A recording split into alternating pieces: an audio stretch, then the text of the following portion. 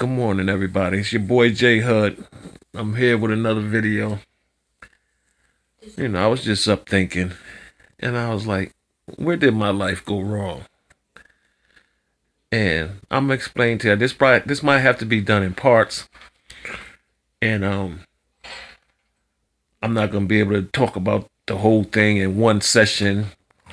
So I'll just break it down in parts. But this is gonna be like the first time I went to jail at a young age. I was in high school. I was in the ninth grade. I think I was 16. Yeah, I was 16 years old.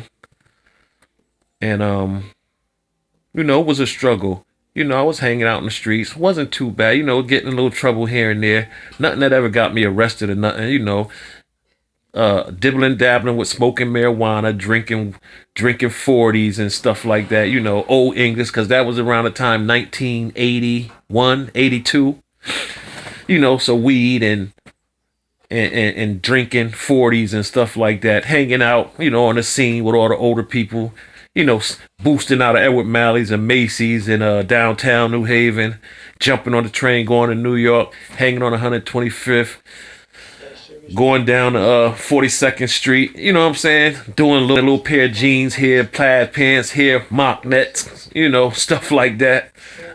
the bell bottom Levi's with the Levi jacket the Levi jacket to go with it, the Kango hats, the mock necks, all that stuff that you wanted as a kid so you could go to school fly. So I'm gonna tell you about committed my first major crime, trying to impress a girl I was with and wanted to take her out on a date. And at this particular time, I didn't have no money. Me, my youngest brother, and one of my best friends who ended up telling on me, we decided that we was going to rob a store. So the store was right next to the school that I used to go to around the corner from my house. So my little brother, he had a pistol, and it was three of us. So we looked in the store, walked away. Two people in the store, they was getting ready to close. So we go around the corner of the backyard. We put our little masks on. We run up in the store. The person at the cash register, we make them go to the back. We end up making them open the safe. We get some racks out of the safe. So as we running, I guess my best friend, he takes his mask off before he gets around the corner instead of waiting until he get to the backyard. So we jump backyard to backyard. We end up at my house. We go in the house. I take my mask off. My brother take his off. My best friend, his is already off. He was like, I couldn't hardly breathe or see with it on. So we end up staying in my house, and somebody had knocked on our door. We were so shook, we just laid on the floor. We ain't moved. And we don't know who it was because we didn't move. We just laid on the floor in our room and we didn't move. About 3-4 hours went by. We leave one at a time. So I end up going to my girlfriend's house. And as I get to my girlfriend's house, I guess my brother, he leaves after me. And my best friend leaves. I guess they leave together. I know I left first.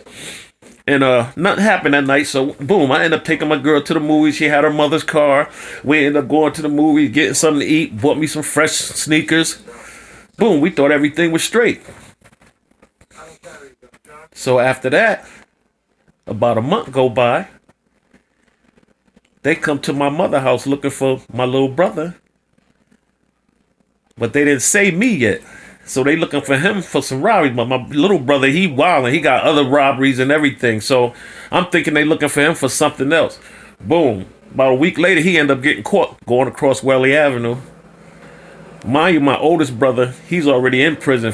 Him and his mans, they got a body for some other shit. But that's another story. Anyway, he gets busted. So now I'm at school one day and they called me to the principal's office. So on my way to the principal's office, this kid I know, he said, yo, where you going? I said, to the principal's office. He said, yo, it's like 3 detectives in there right now talking to the principal. I was like, oh, yeah? So I got nervous and I bounced. I didn't go. Find out they was looking for me. And I was like, damn, I'm going to jail for a robbery. I'm shook. So I'm not coming home. I'm not coming home at all. It's like 1981, 82, something like that. So I'm staying out the way. It was called Out the Way out Brookside. I'm staying at my girl house all the time. Her mother worked third shift, so I'm coming out there spending it, staying out there till she get off. Then I'm bouncing. And so one day my cousin comes up from New York. So cable had just came out. So we got the cable with the boxes. You got the 3 slides. You go down, you press the white buttons. And so he want to watch cable. So I was like, bro, I can't stay here too long. But my girlfriend's coming over. She bringing a friend for him. So we up in there. All of a sudden, somebody knocks on the door. Doom, doom, doom, doom, doom. Please open the door. They hear us in there talking. They said, we heard y'all in here talking. We know somebody in here. So I told my cousin, I was like, yo, tell them your name is James when they ask. That way, when they take you downtown, they're going to have to let you go because you not really him. Now, this nigga from the Bronx, they come in there. This nigga, that's him. My name Ernest Thompson. Like, I was like, word. And they locked me up. This nigga take all my clothes and go back to the city. He not knowing I got out on bond like a month later. My girl, which ended up being my son's mother, her mother felt so bad for her daughter because she was so miserable I was in jail that she helped my mother get me out on bond. Get out on bond, I ain't got no clothes. This nigga done took all my clothes. And he from up top in the city, so he's supposed to have all this kind of gear and stuff. So I go right up there on the train. This nigga ain't home. I see all my stuff in his closet. So I told my aunt, I said, all this stuff he took from my house, I took all my stuff and I bounced. So I stayed on bond. They kept offering me time. I ain't want to take it. It's my first offense. I'm nervous. I'm not even going to lie. I'm not going to hold you. I was nervous. I was scared. I'm young. So they end up getting the deal down to 6-12. That's when they was giving out the 6-12 bids. And I took the 6-12. So at this time, everybody has to go up Summers to get your inmate number. No matter if you're a minor, if you're 16, you're underage or not, you had to go to the prison, which was Summers, Connecticut at the time. And I supposed to be on feed age to come out with the adults, so you stay in your cell. But when the doors was popping, my uncle was up there, my mother's brother, so he used to come get me, and I used to bounce out to the gym. Everybody in the gym, everybody. On the weekends, they used to watch movies. So on weekends, you're watching movies, you drinking that Pruno they had in the fluff bottles, $5 a fluff bottle, and they smoking mad weed. Everybody got money on them. It's like, I ain't gonna front. I was like nervous because I'm only 16 years old. I'm seeing all these big ass grown men, diesel ass men. Then you seeing these dudes dressed up like girls, and then you can see the pervert dudes that's going with them like boyfriend and girlfriend. Like, that shit had me shook. Like, I was like, what the hell is going on up here? I'm in a cell with this dude that shot 2 state troopers. I ain't gonna front. I'm sleeping with my clothes on, my sneakers on, everything. And I'm telling my uncle, let me get a knife so I can have something in case some shit jump off. I have to. These big motherfuckers, I'm a little frail nigga. But anyway, I end up staying up there until my brother, my oldest brother, had copped out. Now, he went to trial. He got 25 years for the murder. So it's me, my uncle. My younger brother had already got sentenced and was already left the prison. He was at the youth institution where I was on my way to. They had just opened up this youth center, Cheshire Youth Institution. It was for people that was doing a lot of time that was under 20 years old. You would go there. And I ended up going there after like a month or two in Summers. And that's where I did my bid at until I came home like 4 years later. I ended up getting a sentence mom at home. I got my GED. I didn't get in too much trouble. I ain't gonna front.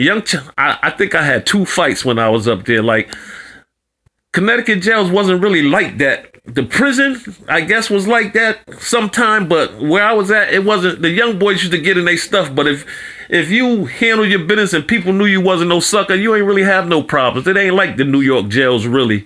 Like, if you had a problem with somebody, that was just your problem, because really wasn't no gangs back then.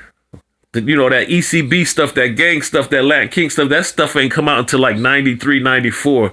So it wasn't really nothing like that. If you was from a different city, you know, you cool with your city, but that was it.